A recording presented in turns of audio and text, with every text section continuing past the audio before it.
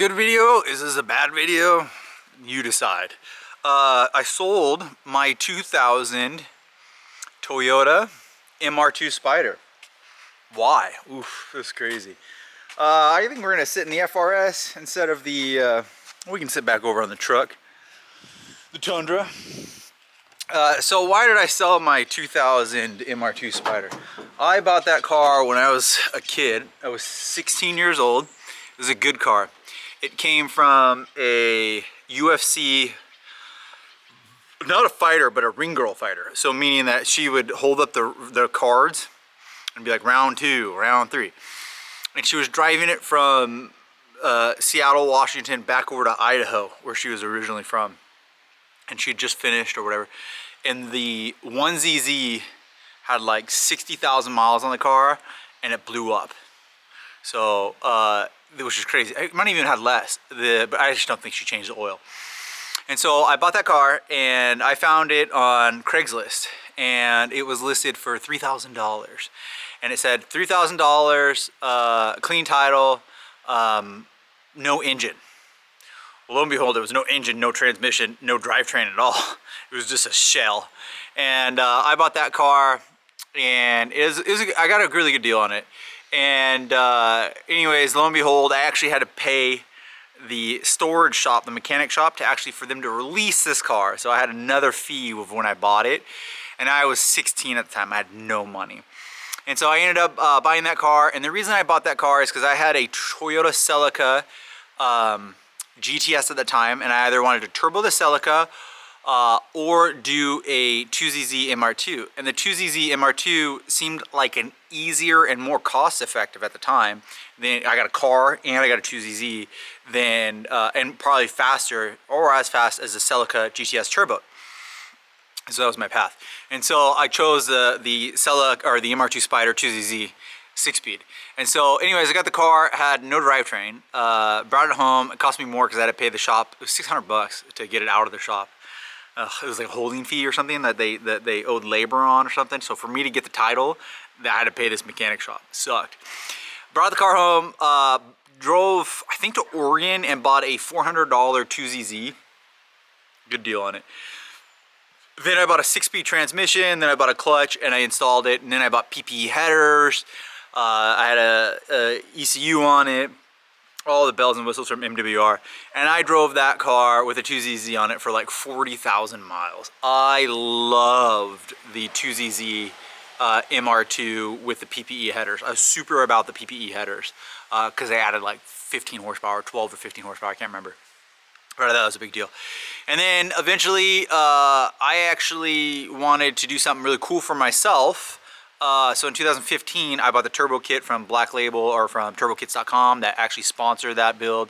And I've had that car turboed since 2016 actually.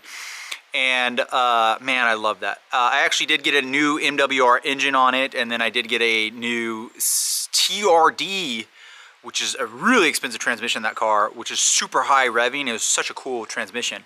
Really tall gears, not short, tall. It was actually really cool, and it was sold with the car. But why did I sell all that? So, and the car did have a really good paint job on it, and of course came with a hard top. And that hard top came from Arizona. That was crazy far away. OEM on that thing. Super hard to find on the OEM. That hard top's worth almost as much as those cars are now. Why did I sell that car? I've been talking about a Nissan GTR, a red one, because I want a big horsepower car. I want 500 horsepower, 700 horsepower, something like that.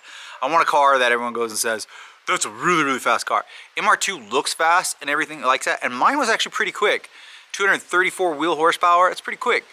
But the GTR is a real fast car. And so I kind of want to graduate to this.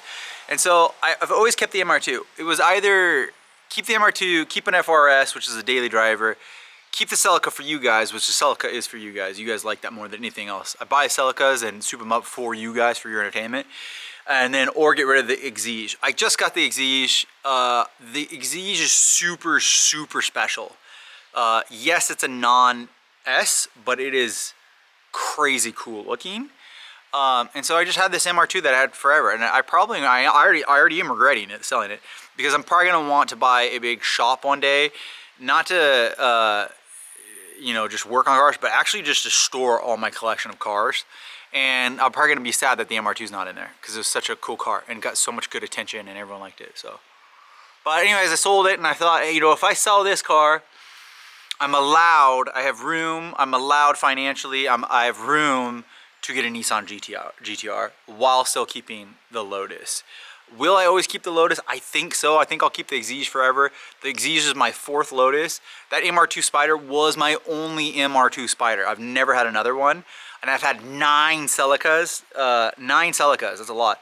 1 FRS and then tons of EVOs and tons of all that kind of stuff. But I think that the GTR is just the right step. So I sold my 2000 MR2 Spyder, 2zz, 6-speed TRD, hardtop, 3PO red.